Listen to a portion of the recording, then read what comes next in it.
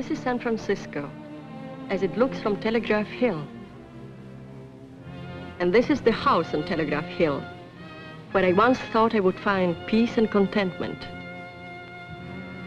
This is how it looks today, but my story begins 11 years ago, and 7,000 miles away in another house near Warsaw, in my native Poland. My name is Victoria Kowalska, and this was my home. It looked like this in 1939, when my husband came home on leave. And this is what was left after the Germans had passed. In one stroke, I had lost my husband, my home, everything I held dear, and had become one of the thousands of miserable strays who were herded into prisons and concentration camps.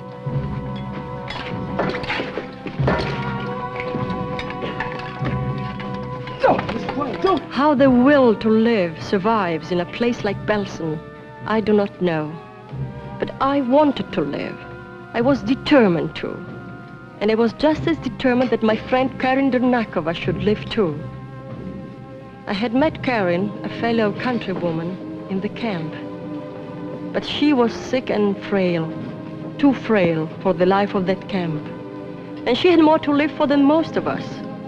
Her infant son had been smuggled out of Poland just before the war to an aunt in San Francisco. And if she ever lived through this, she would join them. Just think, Vicky, he's talking and walking by now. And if he would see me, he wouldn't even know me. Please, Karin, you must eat. You must keep up your strength. It's the use, Vicky. I'll never get out of here. I'll never see my Christopher again. Let go! You dirty hypocrite. You don't care about her any more than I do. You only stick to her like a leech because she has rich relatives in America. Oh, you think she's going to take care of you when we get out of here? She'll never get out of here alive. None of us will ever get out of here alive. Karin, we are going to get out. We are. Eat your food.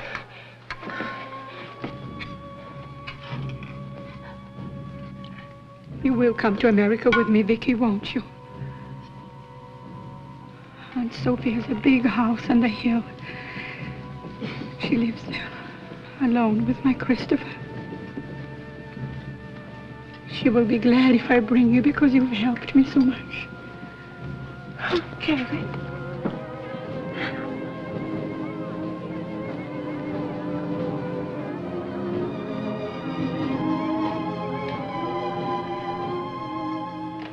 Karin was my friend, and I fought for her survival as I fought for my own.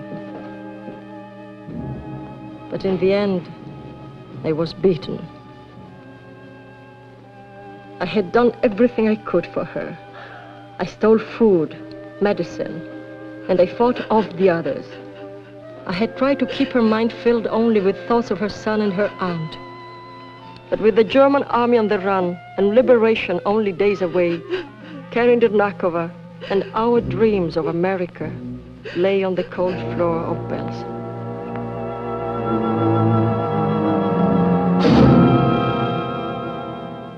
All of Karin's identification was in that bundle. Her aunt had not seen her since she was a little girl. I knew as much about Karin's life as about my own. Why not? Why shouldn't I be Karin Dernakova?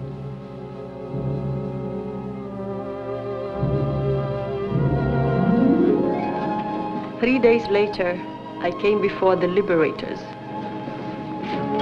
Sie sind der Nächste.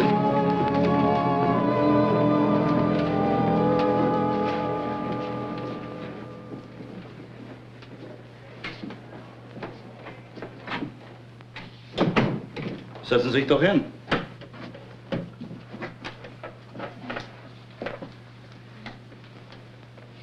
Ihr Name bitte? Ihr Name bitte? Karin Dernakova.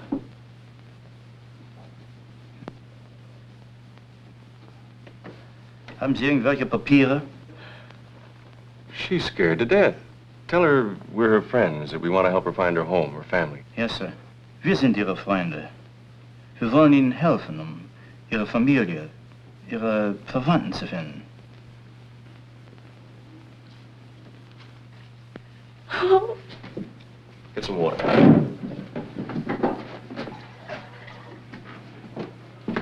Here. Drink. Tell her not to be afraid that nobody's going to hurt her. Haben Sie doch keine Angst. Keiner will Ihnen wehtun. Yeah, that's better. I'm all right now. You speak English? A little. I learned it at school. I'm sorry to make you all this trouble. You make us all the trouble you want. Yell if you'd like to. You're entitled to it. Some more of the same stuff, sir.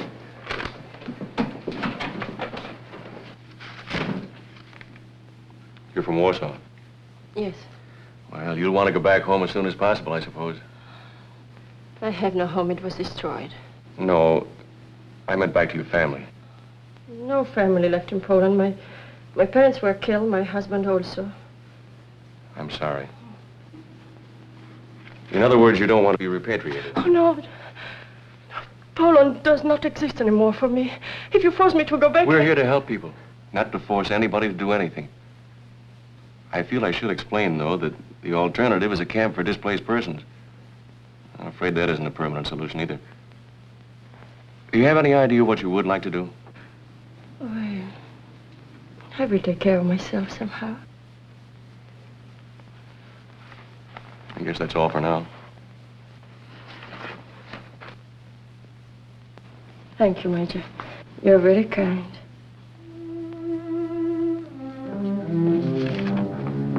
Just a minute. This must have fallen out of your bundle.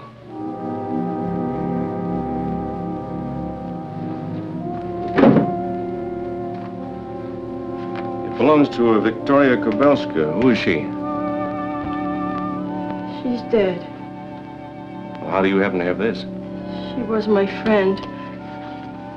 We kept our things together.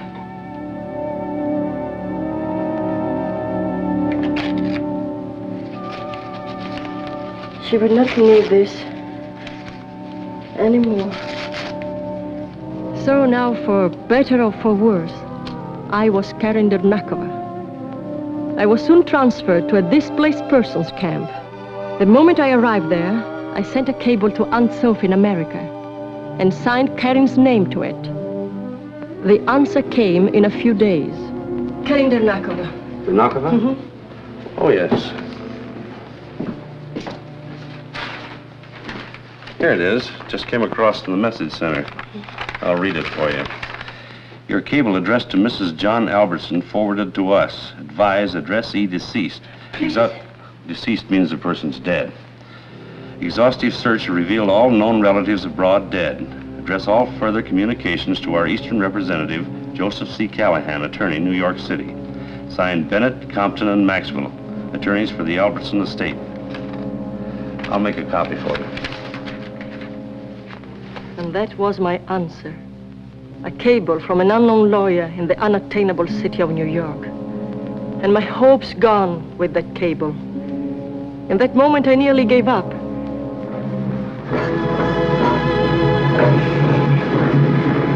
But I had lived with my dream too long, and the idea of getting to America had become an obsession. When the day finally came for me to join hundreds of others and go aboard the United Nations refugee ship, we could hardly believe it. We had spent the 4 long years since the end of the war in waiting, hoping, and praying. Now we were actually sailing, and we moved doubtfully, fearful that at the last moment we might be snatched back. But on that day in 1950, when I reached New York and found my way to the office of the lawyer who had sent me the cable, I knew that I would never let anything send me back. Mrs. Dernakova, when you gave up your child almost 9 years ago... I did not give him up. He was sent to America to save his life. Nevertheless, the fact remains that others, not you, have taken care of the boy since he was an infant. It wasn't my fault that I wasn't able to come here years ago to take care of him. You know, of course, that After Mrs. Albertson's death, Mr. Spender adopted the boy. But he had no right to do that while the child's mother was still alive. Oh, we had every reason to believe that you were dead. All the reports indicated it. As a matter of fact, there is still some doubt. But you have seen my papers. What more proof do you want? My dear madam, you must realize that there is a considerable fortune involved here. I think you are the one who realizes it more than I. Mrs. Denakova, the law is on our side. Your aunt, I mean the late Mrs. Albertson, left the estate to the boy with Mr. Spender as guardian. It is true that the law, as you say, is on your side. I am in a strange country and I'm alone. But I have a feeling that here in some way I will find justice. I don't care how long it takes. I will fight for what belongs to me. And I will never let you keep my son from me. I think you're being hasty. We might be prepared to settle this on some reasonable basis. Just a minute, Callahan. Mrs. Denakova, Yes? I'm sorry to have put you through this ordeal, but you see, I had to be positive. I'm sure you'll agree there's Chris to consider, too. And if we both started there, unselfishly, we might find some solution to this problem. Without lawyers.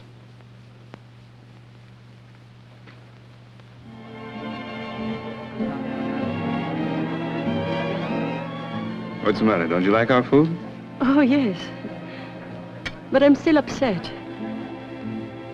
Your lawyer is so very efficient. Oh, forget about him. Let's talk about you. I didn't know I had such a beautiful relative in Poland. What? Oh, don't look so surprised. Aunt Sophie was related to me, too. By marriage.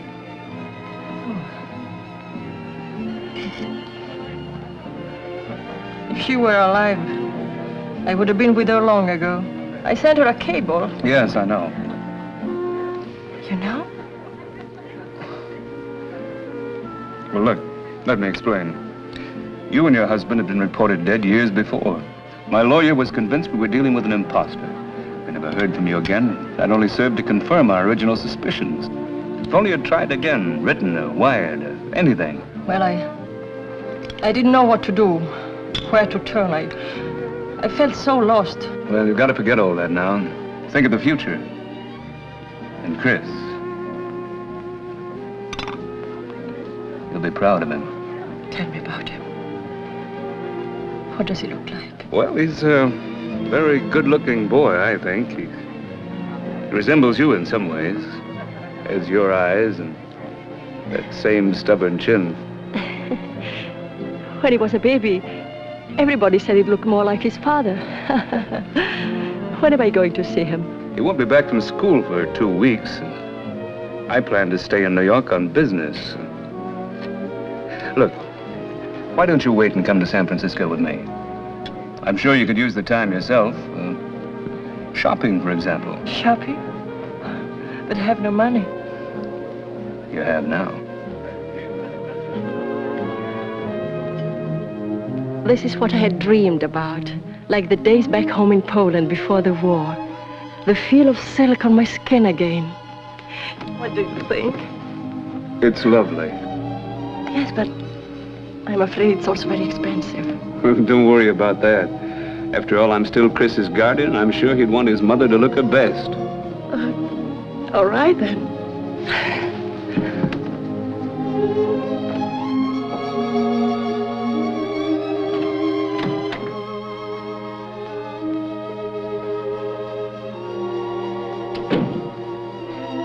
Do you like it? It's beautiful. I just have to put my shoe on and I'm ready.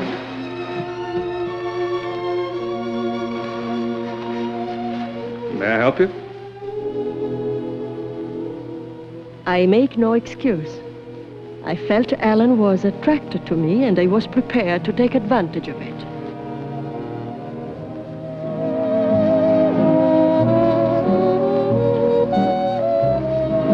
Was I in love with him? I don't know. But I did know that the best way for me to be safe was to be married to an American.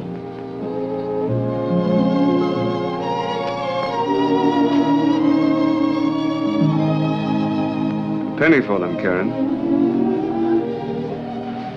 A penny for what? Your thoughts. It's an expression we have. Oh, Alan, I couldn't begin to tell you all my thoughts.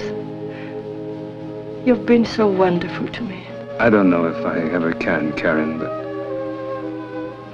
I'd like to spend the rest of my life trying to make up to you for all those lost years. I want you to know I'm no bargain. I'm a very stubborn man. Set in my ways, hard to live with. And maybe I'm too old to change. I don't want you to change, Alan. Ever.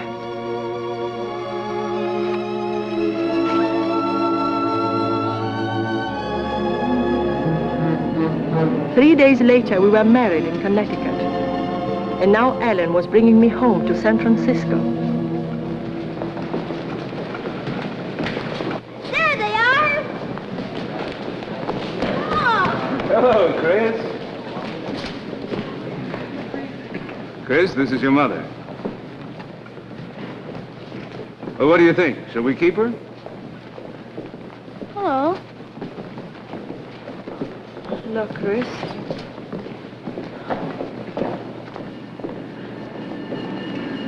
Hello, Margaret. Hello, Mr. Spender. Darling, this is Margaret. How do you do? Welcome home, Mrs. Spender. Thank you. I've heard how much you have done for Chris. I'm very grateful. May I offer my congratulations? Well, thank you, Margaret. Well, let's go get the taste of the train out of our mouths, huh?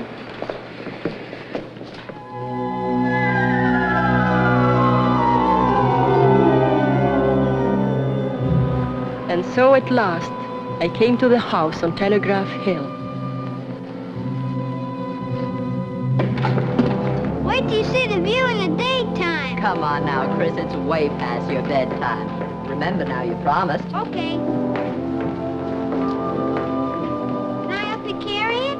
Thank you, dear. If there's anything doesn't please you, just holler. We'll change it any way you like. Oh, no, I like it just as it is. So old and beautiful.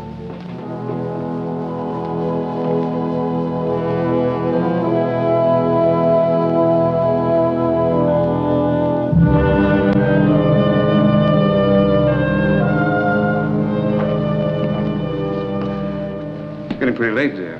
You must be tired. You can see the house tomorrow. All right.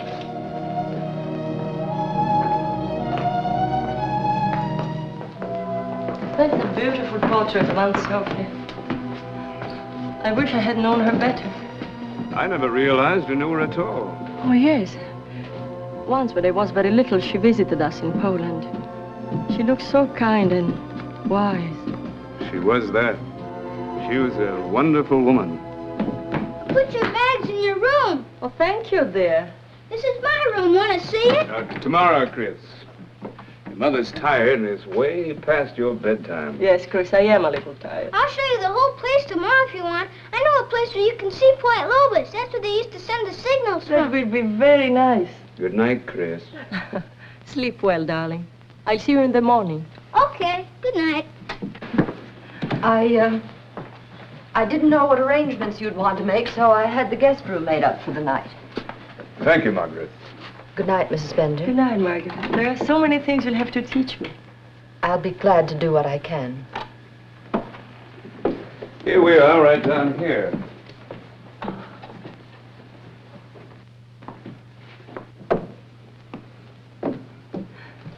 This is lovely. I'm glad you like it. Some people thought I was crazy to stay on in the house after Aunt Sophie died, but I've always loved the old place. You take that chair, for instance. It's a monstrosity, isn't it? I wouldn't give that up for anything in the world. When I was a kid, my mother and I used to come out to the house on special occasions, Thanksgiving, Christmas, Aunt Sophie's birthdays. You see, we weren't immediate family, more like poor relations. But Aunt Sophie'd always have us up for those family days. And I always loved that chair. I sat in it every time, came to think of it as my chair. It was a symbol to me then of this house, the life that was lived in it. It still is.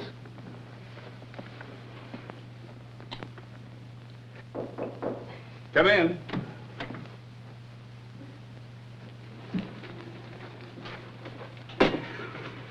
Thank you, Kai. Good night, sir. Good night.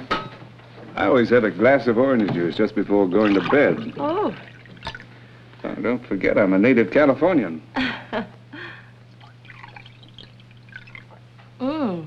Good idea. Why did Margaret have the guest room made up? Oh, I suppose I should have sent her some instructions, but I wanted to leave everything to you. I think this room is big enough for both of us. I hope so. I do think you'll be more comfortable here if I take the guest room for tonight, and then tomorrow we can go downtown and pick out everything we need. Alan, I love you.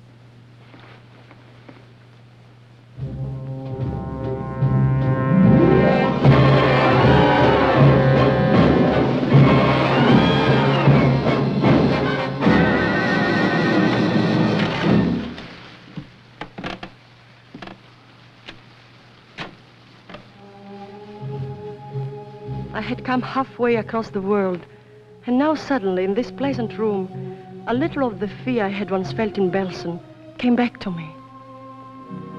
Whether it was my own conscience, the meeting with little Chris, or something in the house itself, I couldn't tell.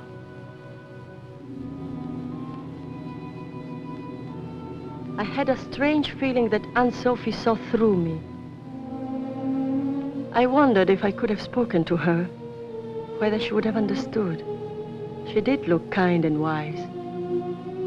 Yet I couldn't rid myself of the feeling that something was wrong in this house.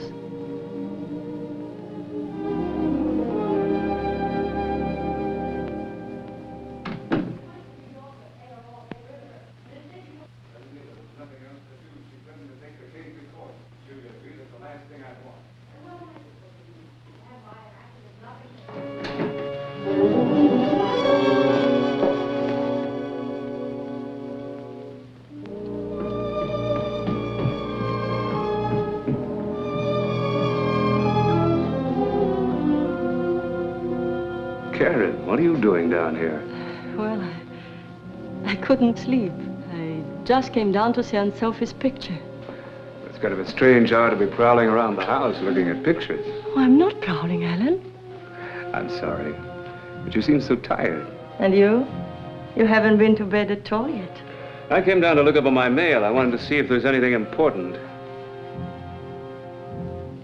Well, Margaret heard me coming down. She brought me a sandwich and a glass of milk. Oh. Margaret has been in the house a long time, hasn't she? Ever since Chris was brought here from Europe. He needed someone to look after him. She's been very faithful. You know, one thing about Aunt Sophie, she knew people inside out.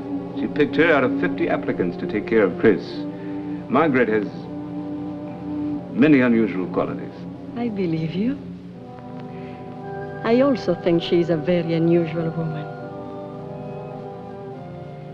Are you going to be much longer? No, just a little while. You better run along to bed. Good night. Good night.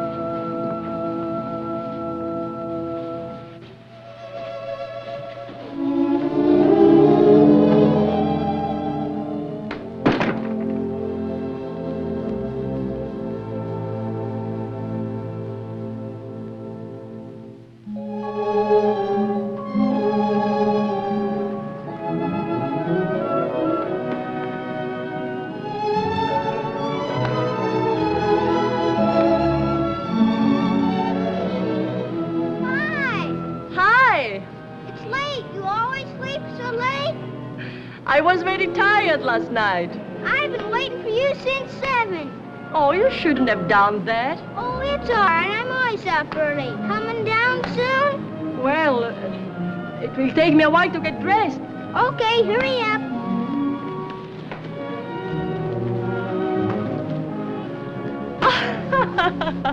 Hey, good catch. You're learning fast, Mom. What's the matter? Hurt your hand? No, darling. It didn't hurt at all. That's good. Come on, throw the ball. Chris. You've missed not having your mother very much, haven't you? Sure, I guess so. But you were so little when you were brought here. You couldn't possibly remember her. Well, Aunt Sophie always talked about you a lot and cried for a long time when they told her you had died. And you? Did you cry too? I don't remember. It made me feel kind of funny. But anyway, it isn't true. Come on, pitch. Pitch? You know, throw it. Oh. Oh, I'm so clumsy. Don't worry, you'll learn, Mom. Hey, Oh. good one, yippee!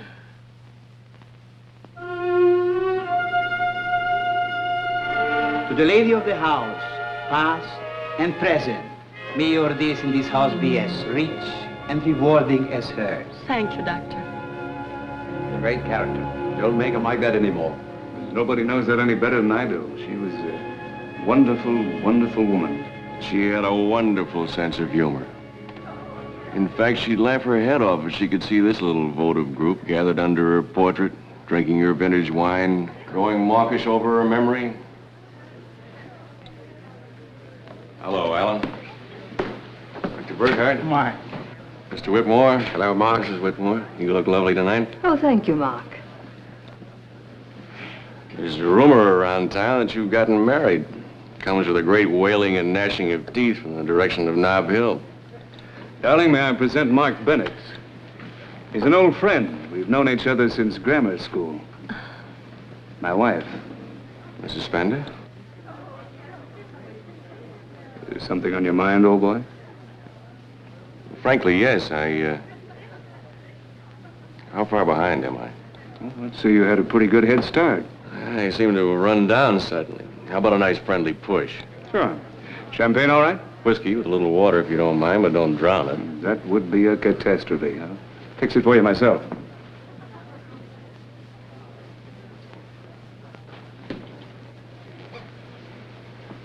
You don't remember me, do you? You're making things tougher for me by the minute. That accent's Polish. On what red letter day did I meet a beautiful Polish lady? On the most important day in her life, Major. Germany. At camp at Belsen, of course. But you've changed quite a bit. No wonder I didn't recognize you. I've often wondered what had become of you. I don't believe you remember anything about me at all. Oh, but I do. I even remember your name. It's Victoria Dernakova, Major. And it's Karen, not Victoria. Karen. K-A-R-I-N? Here we are. Thank you. Dinner is served. Thank you, Karen. May I claim the right as an old friend of the household? Looks like you have already.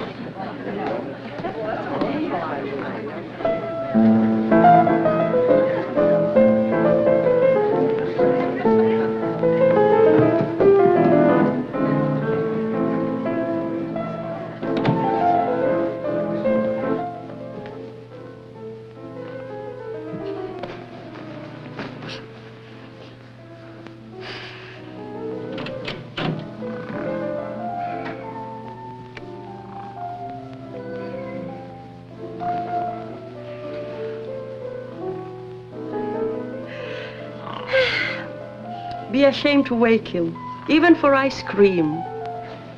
Take! A favor for a favor. Thanks. Oh, don't you like it? Oh, sure, but Margaret, Yes. well, she usually doesn't let me eat after dinner. Oh, but this is a special occasion, isn't it? Oh, sure. And maybe we just won't tell Margaret, huh? She'll find out. Something wrong, Mrs. Spender? Nothing at all, Margaret. I just brought Chris a dish of ice cream. Chris doesn't usually eat just before going to bed. Well, I just thought with everybody having fun downstairs that... Of course, if you prefer him not to have it, Well, not at all. It's up to Chris.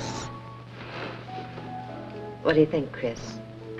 I can put it in the icebox for lunch tomorrow. Okay. we find it better to let Chris make his own decisions.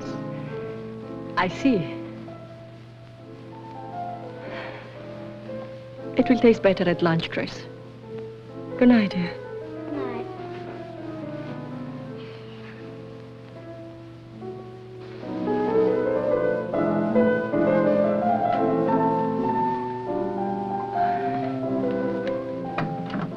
I am sorry, Margaret. I didn't realize Oh, it was my fault, Mrs. Bender. I should have told you. But Chris has always been a very impulsive child. I found the best way to handle him is to let him discipline himself. Good night, Margaret. Good night, Mrs. Bender. £5. Nice avocado today. Zucchini. I recommend the zucchini. Major. The touch of garlic and mozzarella, there's nothing like it. Ciao della mozzarella? Si, signore, la migliore. All right, get the lady a couple of pounds. Real stuff now from the basement. Si, signore, the best. Small world, isn't it? Germany, Telegraph Hill, and the new Union Grocery. You do your marketing here too, Major? Only since I found it's where you do yours. Besides, we didn't have a chance to finish our talk the other evening. Oh. It isn't pleasant for me to talk about things that happened in the camp. I'd like to forget about them. That's not what I wanted to talk to you about. I was telling my cook about that chicken dish I had at your house the other night. She can't swing it without the recipe. Don't laugh. I'm a San Franciscan, eating serious business with me. I thought the law was your business, Major. Technically, it is. You see, my father's death put me in a curious situation. According to the sign on the door, I'm the senior member of the firm, but most of our clients seem to want to do business with the junior members. One of them's 65 and the other's 62. Sort of leaves me twiddling my thumbs and cleaning out ashtrays. And finding your recipes for your cook. Exactly. If I give you the recipe, will you tell me something too? Blackmail, huh? You and Ellen do not like each other. Why? Where did you ever get an idea like that? I saw you together at the house. Well, the fact is that Ellen thinks I've had things too easy all my life. You know, rich man's son, lazy, drinks too much.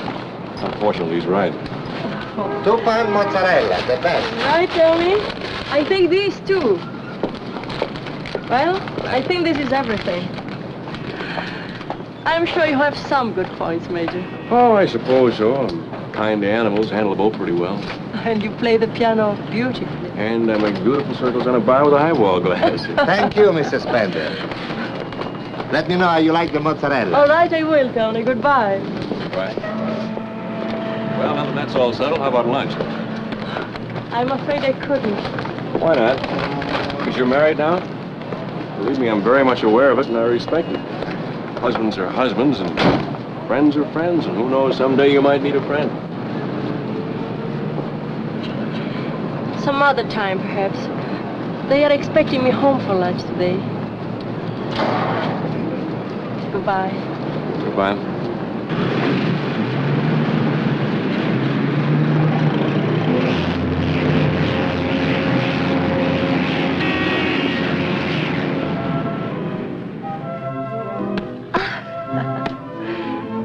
Oh, I'm sorry. I'm not fast enough for you.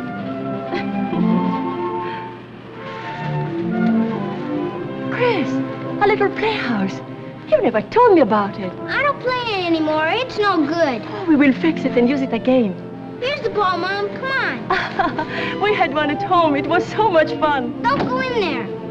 Is there something you don't want me to see? No, but it's dangerous.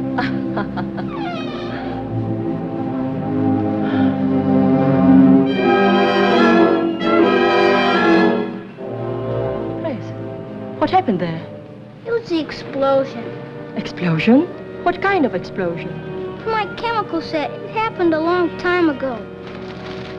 Come on, Mom, let's play some more ball! Tell me, darling, were you hurt? No, it was nothing. It just made a loud noise. Well, I'm going to ask Alan to have it fixed. No, please don't, Mom. Why not? Because he doesn't know anything about it. He wasn't here when it happened. You won't tell him, Mom, will you? Of course not, if you don't want me to. We'll just keep it between us, okay? Okay, thanks, Mom. Come on, pitch! pitch. Good one. Throw it overhand like that.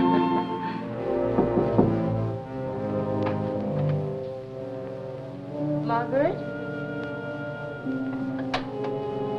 Margaret?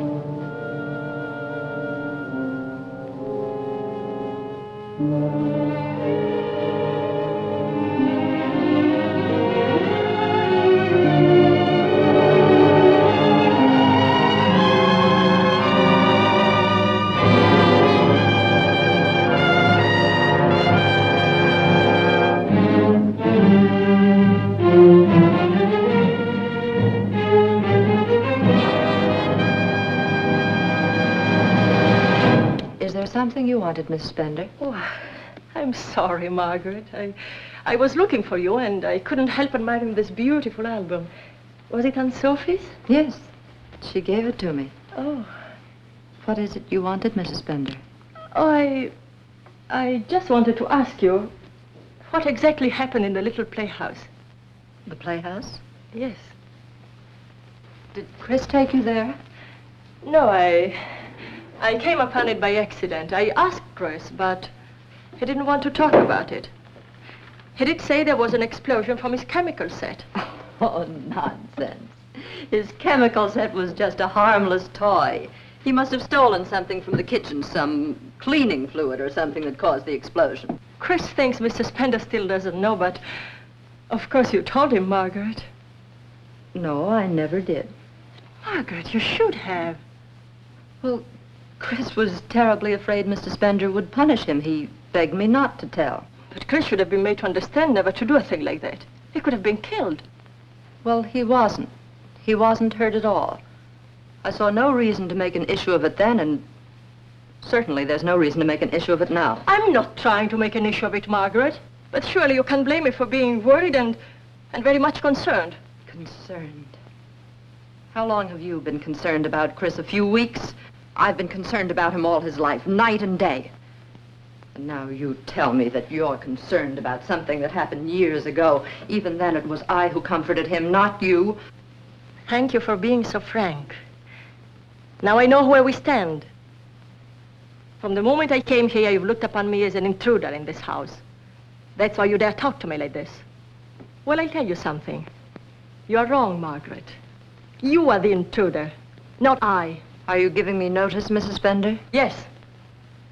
I was a fool not to do it long ago. Very well. I'll start packing at once.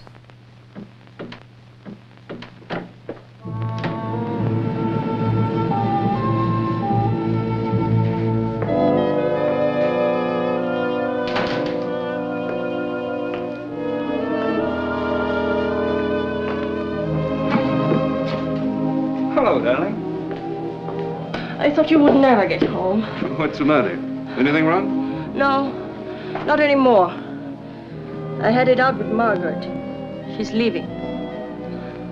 You what? Have you both gone crazy? Do you want to hear what happened? I don't care what... This is ridiculous. But darling, you wouldn't say that if you'd heard how she talked to me. She acted as if Chris was her child. And she even accused me of deliberately turning him against her and you. Oh, so it's about Chris. Well, can't you see, darling? Margaret is jealous because the boy's become so attached to you. Now, you should be the first to understand that. And you should be the first to understand that Margaret and I can never live together in the same house. Now, look, Karen. Margaret has given years of her life to Chris. You can't just dismiss her like a servant that stepped out of line. You're upset now, darling, but when you've had time to think it over, you'll realize I'm right. If Margaret said anything to you she shouldn't have, she'll apologize. I'll see to that myself.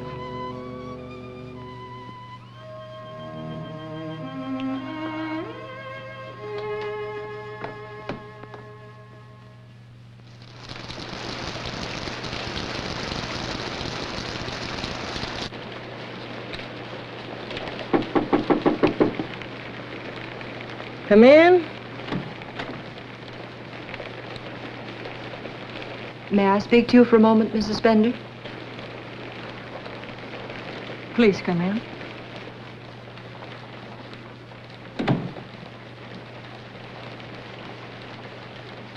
What is it, Margaret?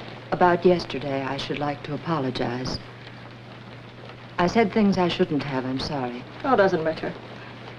Mr. Spender wishes you to remain. You know that. But things will be very difficult if you feel that I can't be trusted with Chris. What happened between us has nothing to do with Chris. I never doubted that you have Chris's welfare at heart.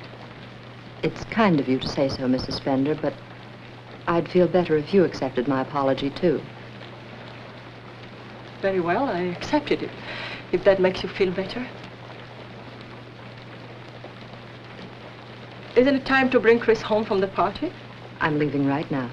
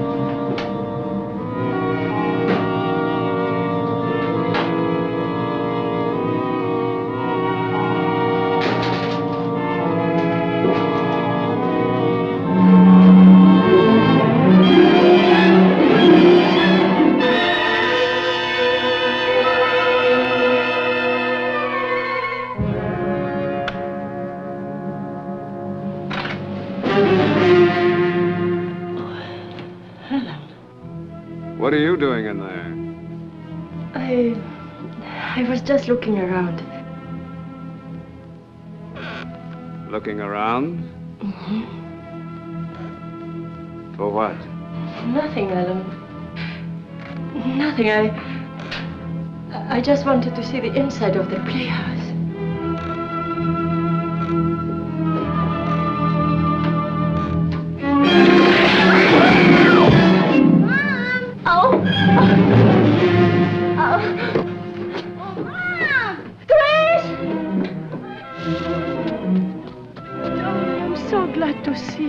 Tell me, did you have a good time at Jimmy's party? Mm-hmm. Did he like your present? Yep. Oh, tell me all about it. Well, we went on a pony ride and...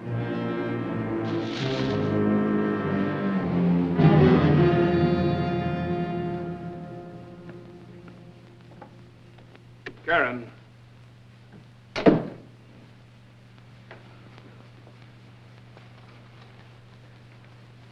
Darling, will you please tell me what's bothering you? I'm tired, Ellen. I have a headache. I don't mean now. I mean this afternoon in the playhouse. You shied away from me as if I had the plague. If I hadn't grabbed you, I completely forgot about that wall. Forgot? I should have had it fixed right after the explosion, but I didn't realize it was such a hazard. What's the matter now? You know what happened to Chris in the playhouse? Of course I do. Wasn't I supposed to know? Well, Margaret told me just the other day that you didn't know. That she never told you. Oh, well, you must have misunderstood. After 4 years, I don't suppose Margaret remembers herself just how it was. But it's certainly nothing for you to start worrying about now. Your hands are like ice. There's something going on in that funny little head of yours. Something you're keeping from me? I'm not keeping anything from you, Alan. I like to feel as though I'd failed you somehow. As though I haven't been the husband I wanted to be. No, it isn't you, Alan. Sometimes things come back. Things I want to forget. I can't help it. You must be patient with me. I'll be all right. Of course you will, darling. It takes time. We'll just have to try harder to make you forget.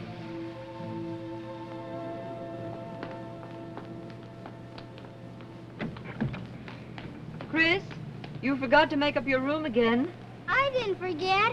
I'm just going to market with Mom now. I'll do it when we get back. Oh, Chris, you promised.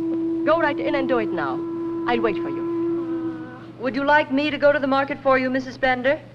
Cook said he wanted the chops for lunch. Oh, that's right. No, I'll go, Margaret. I'm sorry, darling. You come with me next time, okay? Okay.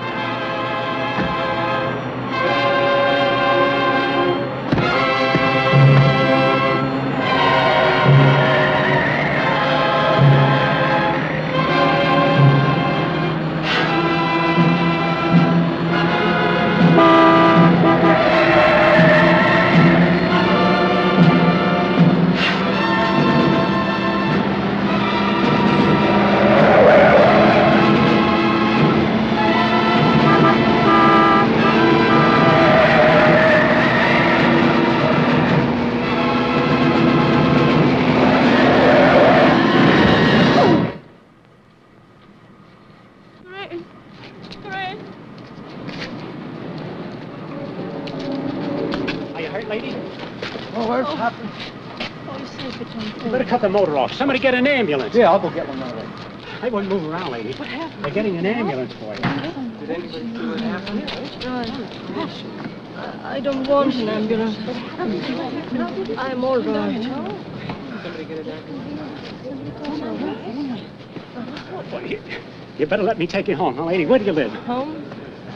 No, Please, will you take me to a telephone? Yeah, sure thing, lady.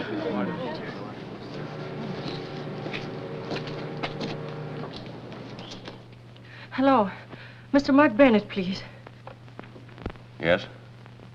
Oh? Put her on. Hello, Karen. How are you? An accident? Are you all right? Oh. Yes. Well, let me call Ellen. Oh, no, I don't want Ellen to... Mark, please, don't call Ellen. I want to see you alone, now. Well, all right. I just thought that... I'll be right there. What's the address?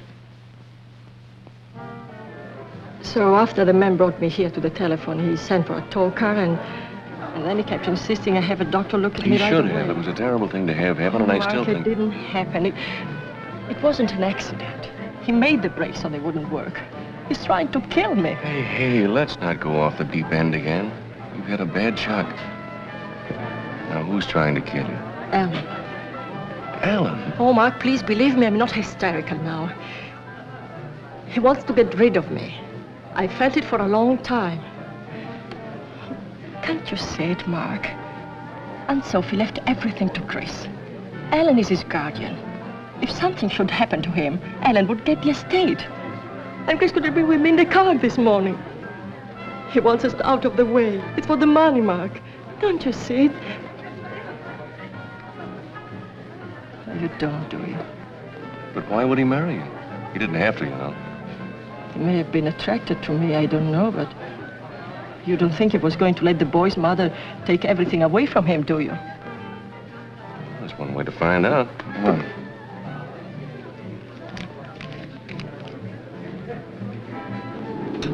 Your master cylinder's bone dry.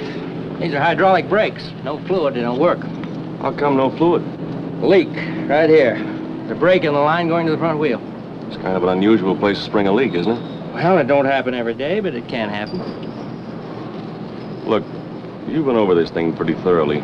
Is it possible that somebody might have tampered with that brake line deliberately? Anything's possible. My guess is you hit a rock or something. Okay, thanks. Yeah. I suppose you think I'm crazy. But I cannot help it. I cannot help what I feel. Karen, it's no news to you that I'm not very fond of Alan. I think he'd do almost anything to hold on to the nice, cushy life he's made for himself. I don't think he'd be crazy enough to try a thing like this. I don't know. I don't know what to think anymore. I'm sorry to have given you so much trouble for nothing.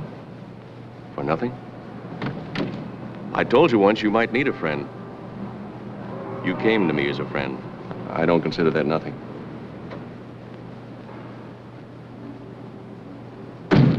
What you need is somebody to teach you how to relax and enjoy life.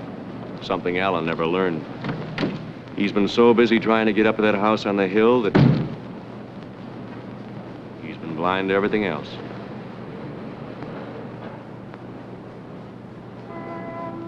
I must go home, Mark. Well, at least you stopped calling me Major. That's a net gain.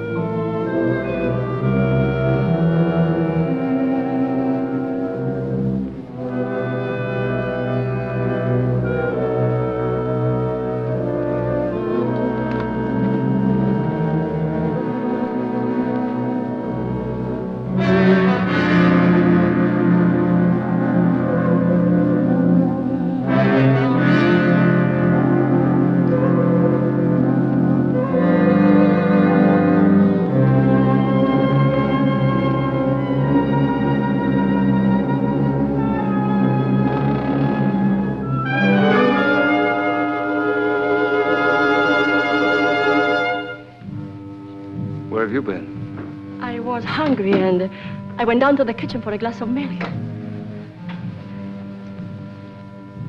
Better come to bed. It's very late.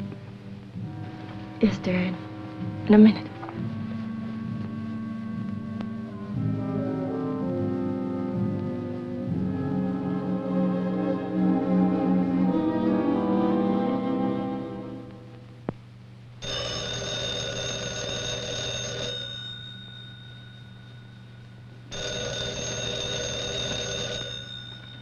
Yes? Fowler? Mark Bennett. Say, my client will be here in a few minutes. Can you give me any idea what your report will be on those gloves? I think I can. I want to run one more test as a double check, but... I see. No, I'll be right here waiting for it, thanks.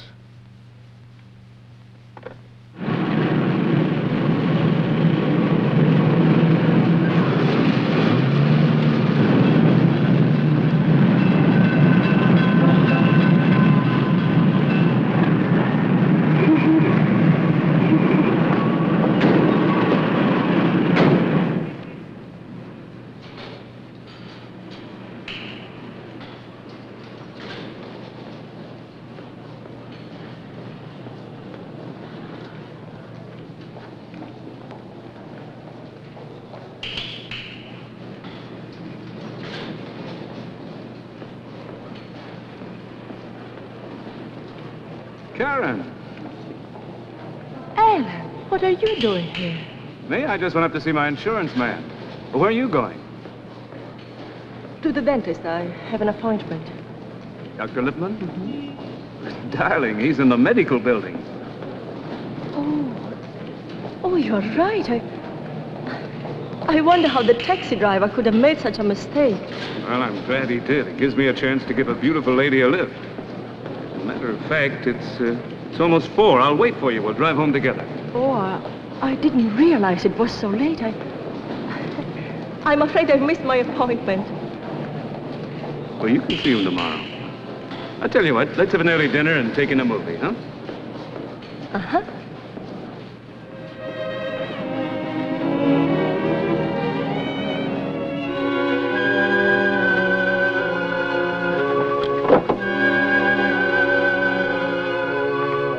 Hello, Margaret. Good evening. Where's Chris? He's in his room listening to the radio. Any calls? Mr. Mark Bennett. Leave any message? He just said he'd be in his office until 6 if either of you returned by then. Thank you, Margaret.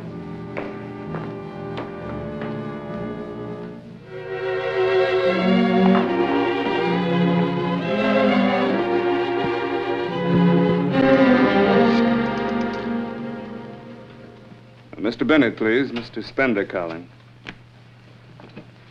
Relax, darling. It can't be anything important. Hello, Mark. I understand you called. Oh, fine, thanks. How about yourself? Tonight? Well, just a minute. Karen's right here. I'll ask her. He wants to take us to dinner tonight. What do you say? Whatever you like, Helen. Well, Karen says she'd love to. Sure, 8:30's fine. Mm-hmm. I'll see you then. What's the matter, darling? I was just thinking I've spent so little time with Chris today. Oh, stop worrying about Chris for a change. It'll do you good to get out. Yes, Helen. 將遠別離，願藍墨升起，變照人兩地，能辨野相思，辛酸盼會期常憶依稀，共分慈悲，分虛設念記。 後將遠別離。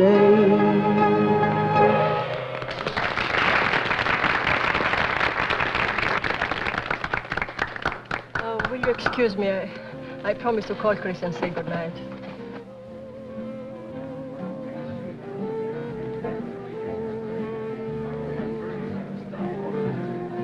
You must have a crystal ball. What do you mean? You called this afternoon, yeah? Of course. I was just going to call you. Really? Anything special? It's about Karen. Karen? This afternoon, coming down from Charlie Decker's office, I ran into her in the lobby. She almost jumped out of her skin when she saw me.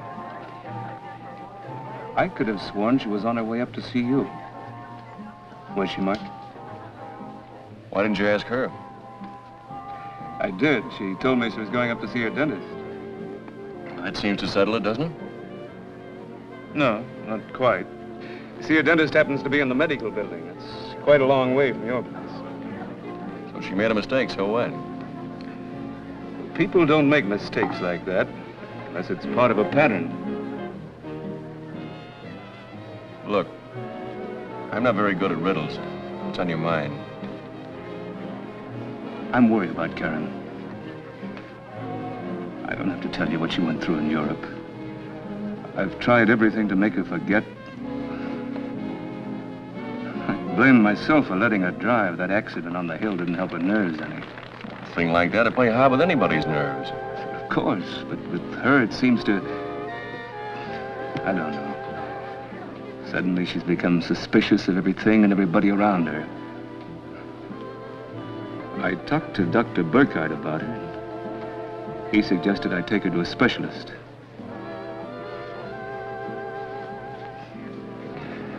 I know you've never thought very much of me, Mark. Too pushing and ambitious for your taste. Or maybe you're right. But Karen's made a difference in my life. My only ambition now is to make her happy. And I'm helpless. The harder I try, the more I realize that I'm losing her. It's ironic, isn't it? Well, life's full of little ironies. And I'm afraid it's something you're going to have to work out between yourselves. Would you like to dance? Go ahead, darling.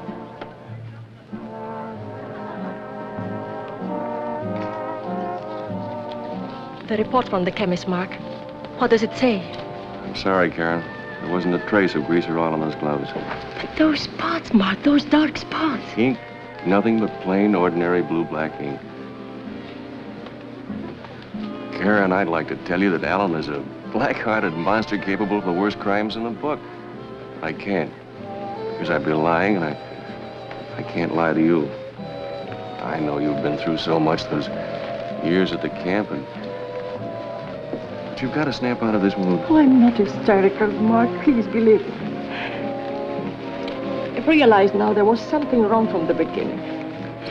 The way they tried to keep me from coming to America, the cold, heartless cable some lawyers sent me that Aunt Sophie was dead, and not a word about Chris. And what lawyers? I don't know. I don't remember their names.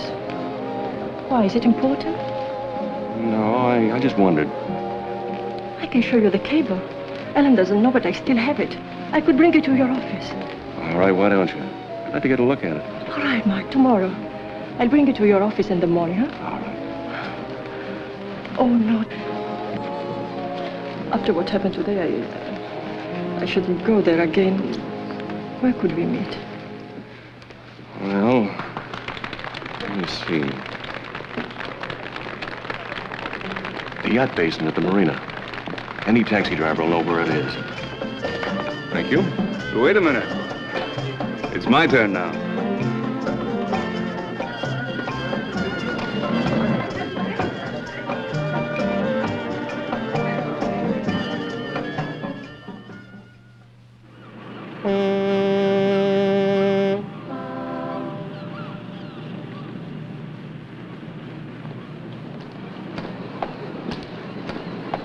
Well, my secretary searched all the files and checked with everybody and says there's absolutely no record of this having been sent from our office.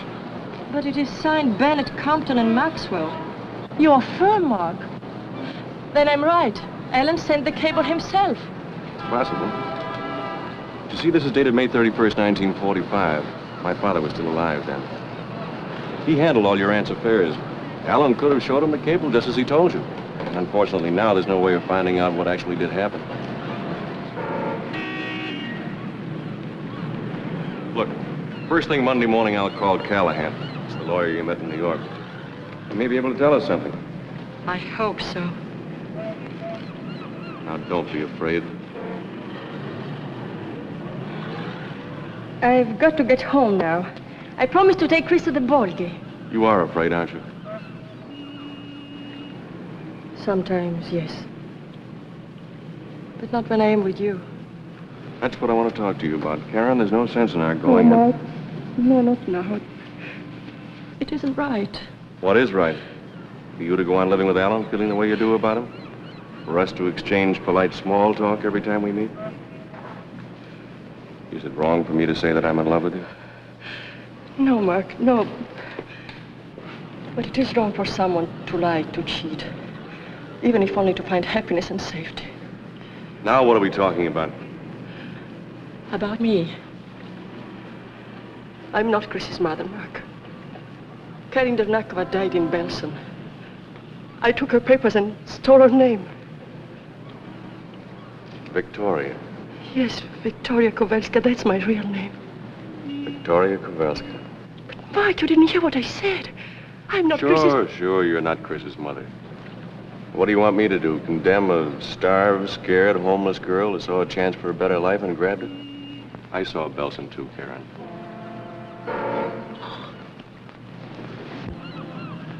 But I am trapped now by my own lies.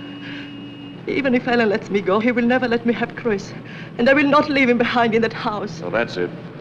You've been living with this on your conscience for so long that you've magnified all these things. No, please don't think that. Chris is in real danger. You said that before. Nothing is going to happen to Chris. Something is going to happen to him.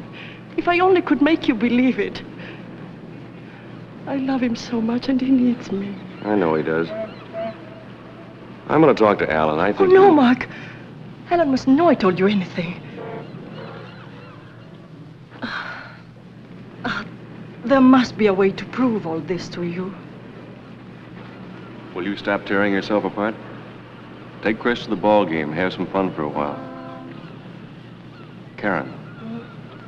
I said take Chris to the ball game. Get away from the house for the afternoon. Would it help if I call later when I find out what Callahan has to say?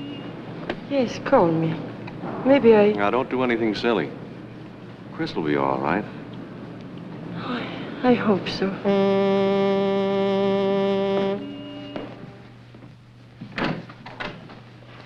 Hello, Margaret. Good afternoon, Mrs. Fender. Where's Chris? He's having his lunch. He said you were taking him to the ball game. I'll tell him you're back. All right. Margaret, would you mind very much taking Chris to the game? He's been counting on it, and I have such a bad headache. Why, I'll be glad to take him if you like. Thank you.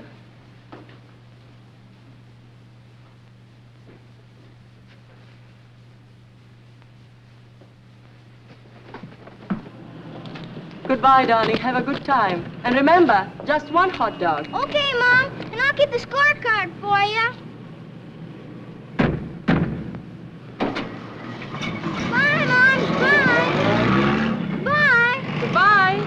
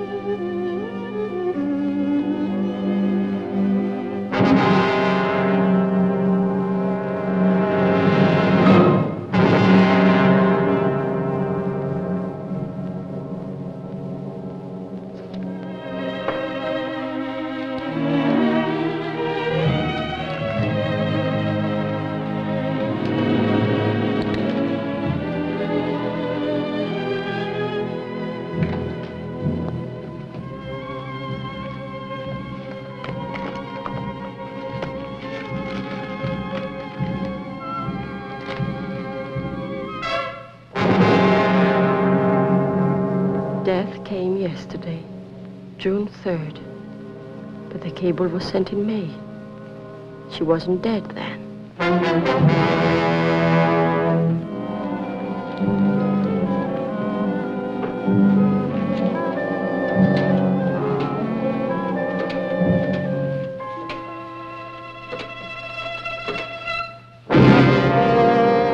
Hello, dear. Go ahead, finish your call. It's not important. Well, who are you calling? My watch stopped. I wanted to find out the correct time. Oh. It's about 1:45, 14 of. Margaret called and said you weren't feeling well. I thought I'd come home and keep you company. Thank you, dear. It was just a headache. It's gone now. But, darling, if you have work to do, please, don't let me hold you back. I'm all right now. Well, of course, I can always find something to do. Okay. Put on your coat and come along. The drive will do you good. Oh, I don't think so, Ellen. I'd rather stay home. Why don't you go? No. The work will keep until tomorrow.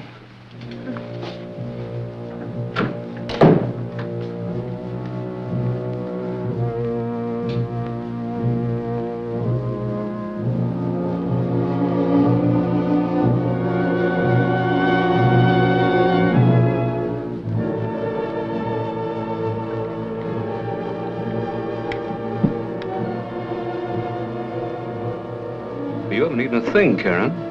Why don't you try the souffle? It's excellent. Yeah, Mom, it's swell. I'm not hungry, darling.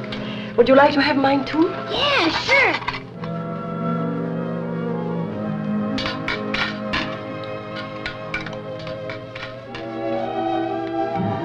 If you don't mind, I'll go to the library and read while you're having your coffee. Well, go ahead, dear. I'll join you in a few minutes. Good night, Margaret. Good night, Mrs. Bender. Good night, darling. Night, Mom.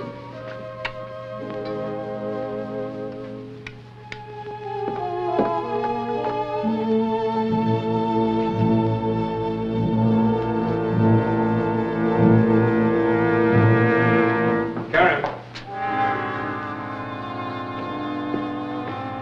I think I'll have my coffee with you.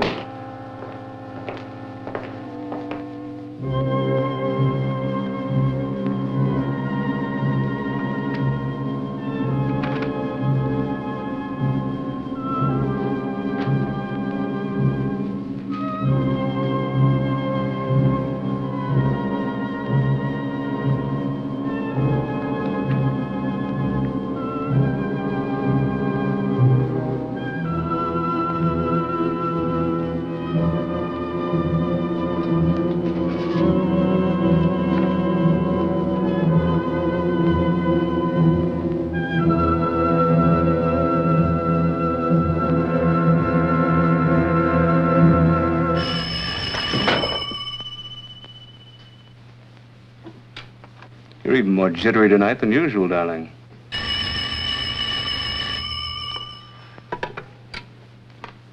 Hello? Hello? Hello?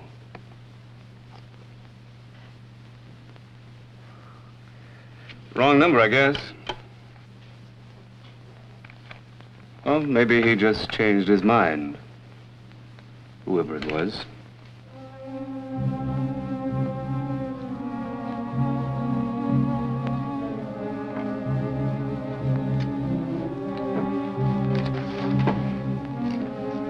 You look tired.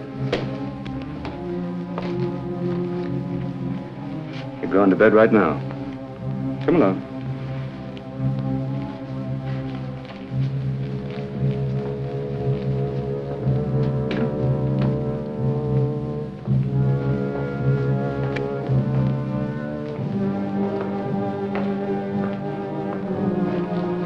I think I left a cigarette burning.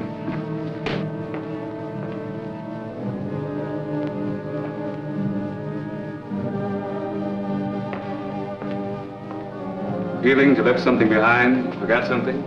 I could have sworn I left a cigarette burning in there. And I wasn't even smoking.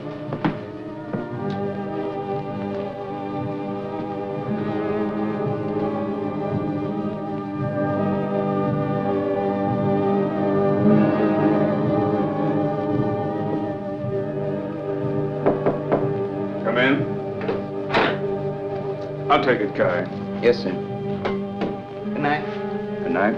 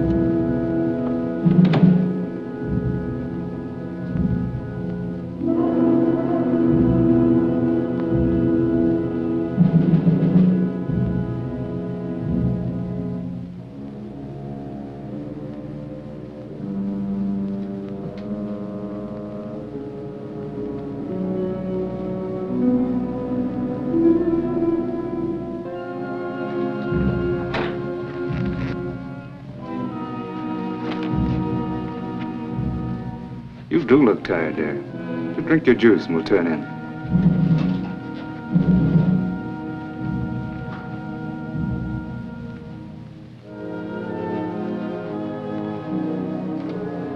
I left my book in the library. I'm going down to get it. Now, how do you expect to get enough sleep if you stay up reading till all hours? Just for a little while. Please, Ellen. Just a minute, darling. I'll get your book for you.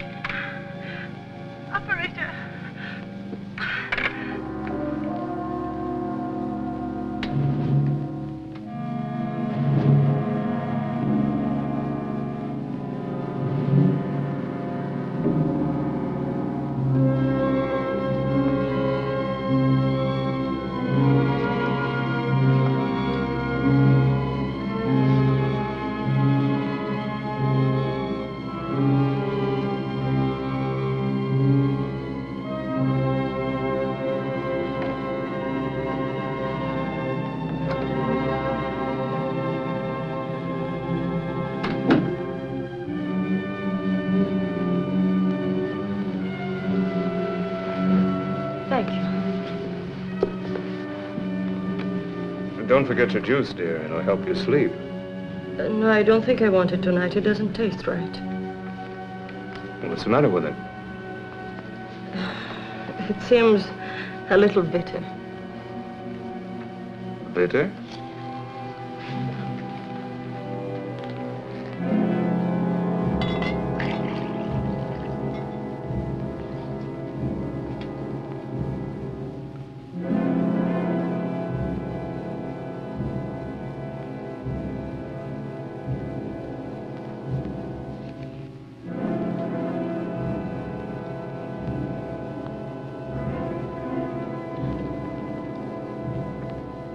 Tastes fine to me.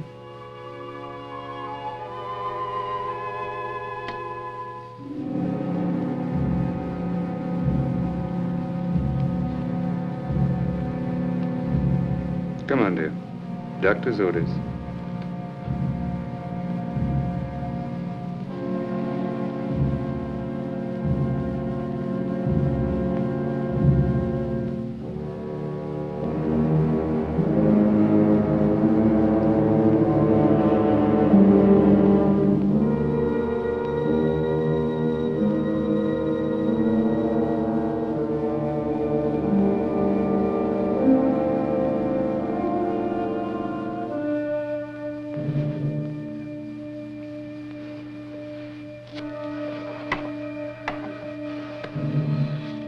The trouble with you is, you don't know how to relax.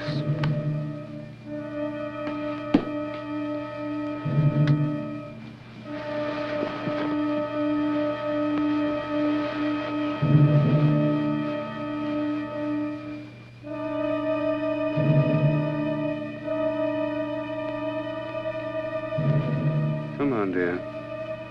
Don't fight it, just close your eyes. Aren't you going to bed, Ellen? What is it, Ellen? Why do you look at me so? I was thinking about a day not too long ago. We met in Callahan's office. You were scared out of your wits, but you carried it off magnificently. I thought then, this woman has everything. Breeding, brains, fire. I could be happy with a woman like this. And then something else said, watch out. She'll give you trouble. Trouble? What trouble could I give you, Ellen? Oh, don't be stupid, Karen. You know very well what sort of trouble. Alan, what are you afraid I'll take away from you? Is it the money? Money? Scornful you are of money. You and Mark Bennett. All you people who were born with it. I should never have had to worry about money either. Aunt Sophie's family had been wiped out in Europe. I was her only living relative. And what did it get me? job as a clerk in the shipping office for $40 a week.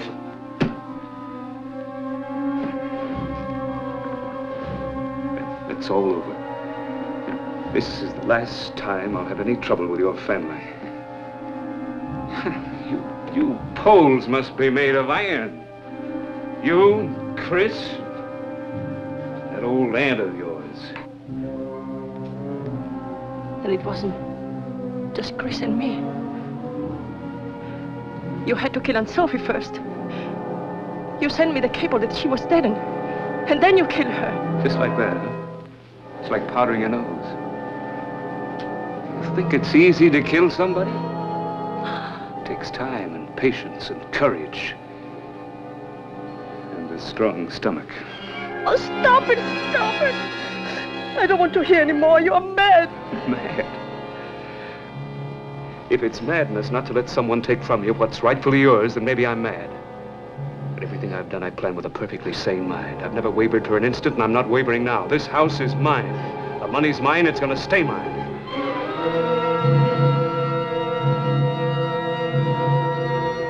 You don't know what I went through with that old woman. Your Chris. I had to turn myself inside out, dance attendance on the kid like a monkey on a stick, just so she'd write me in as guardian for the boy. You think I was gonna give all that up? Just because you decided to come back from the grave, walk in and take over? Ellen, I don't care what happens to me anymore, but please, in heaven's name, leave Chris out of it. He's only a child. He can do nothing to you, nothing. Oh, nothing. Except take everything from me and kick me out of the house. If he ever comes of age. Alan! Don't worry, Chris is safe. I'd have trouble with Margaret if anything happened to him. And you were the one that wanted to get rid of her. However, Chris is not of age yet. It's a long way off.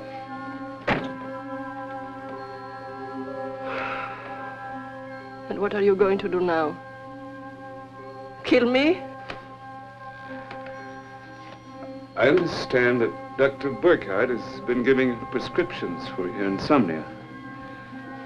He seemed quite upset when I told him I was the one that had the insomnia, worrying about your strange behavior. He'll be grieved, the little doctor, when he hears that you've been hoarding your sedatives to take them all at once in a glass of orange juice. Helen, you must call the doctor right away. No, not quite yet, my dear. Now listen to me. I didn't drink the juice you gave me. You drank it. You're lying. No. You're lying. I'm telling you the truth. I was afraid. And when you were downstairs, I put what was left in the pitcher in a fresh glass and poured the juice you gave me back into the pitcher.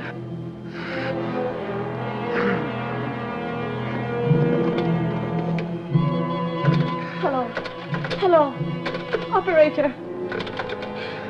Something is wrong with the telephone. Library. The library.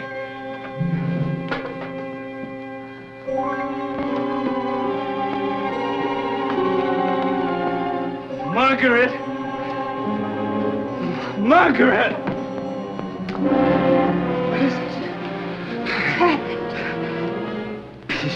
She poisoned me. No, it isn't true.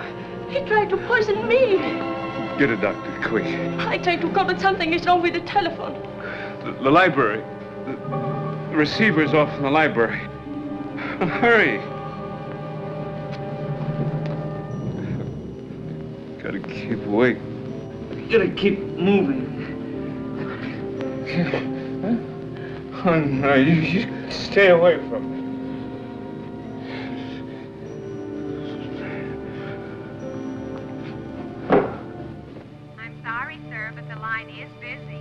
Well, it's been busy for the last 40 minutes. Are you sure there isn't trouble on the line?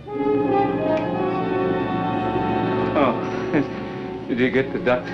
Doctor, is he coming?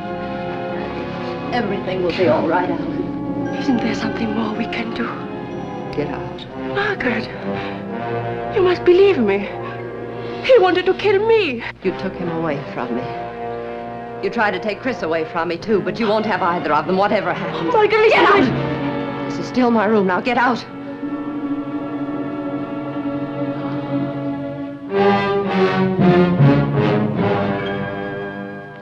Lie still. I'm going to be all right, Margaret. Something wrong, Mrs. Spender? It's Mr. Spender. He's taken. Make coffee, lots of it. Hurry. Yes, ma'am. Going to be all right. You remember, Alan. After the accident in the playhouse, I told you that nothing must ever happen to Chris again. Nothing did. I gave him my word. Your word. If only I didn't know you so well. If I hadn't kept Chris from going with her in the car the other day, he might be dead now. I did it for us, Margaret. It was so we could be together again. Like old times. Old times. And how long would it be before you'd try again with Chris? How long before you'd finally kill him? Mom! Darling. I heard noises. I woke up. It was a dream, darling, just a bad dream. Come on, I'll take you in again. Where's the doctor? Should have been here a long time ago. He isn't coming. You left the receiver off the hook, Alan, remember? The phone is dead. Margaret, you take the car. You get somebody. You can't let me die. How many times have you let me die, Alan? No, I'll make it up to you, Margaret. I swear I will. It's too late. You're going to die, Alan, and that way at least Chris will be safe. Can't be. Everything I've worked for, planned for.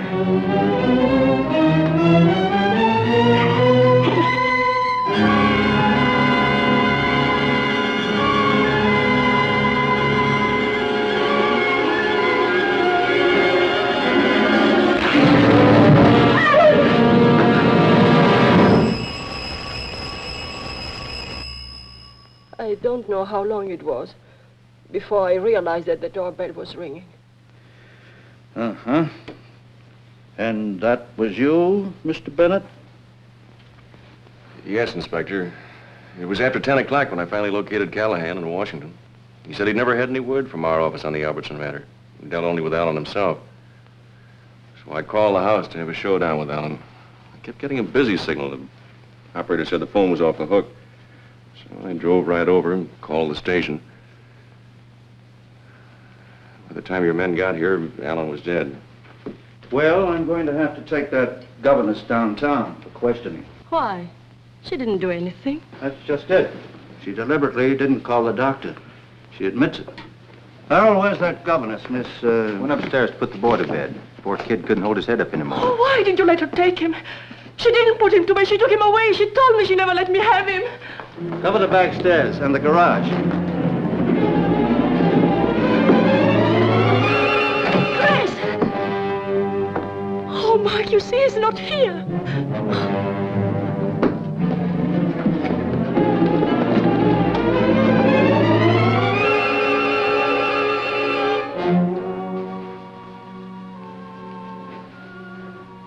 He's all right.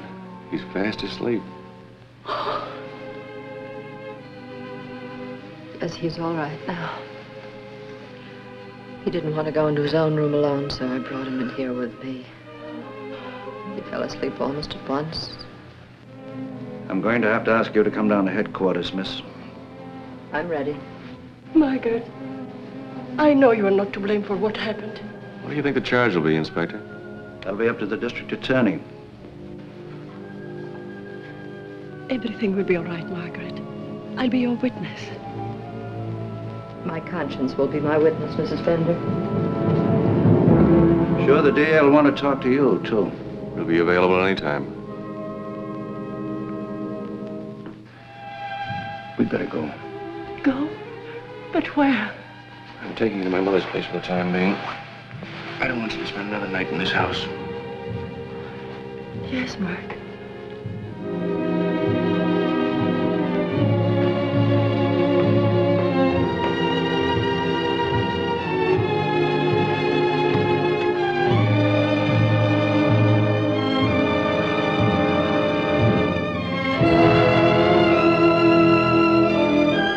You don't have to apologize to her anymore. Do you think she'd understand? She'd approve. I know. She might even approve of me. Then all I can do is to thank her for everything. Let's go.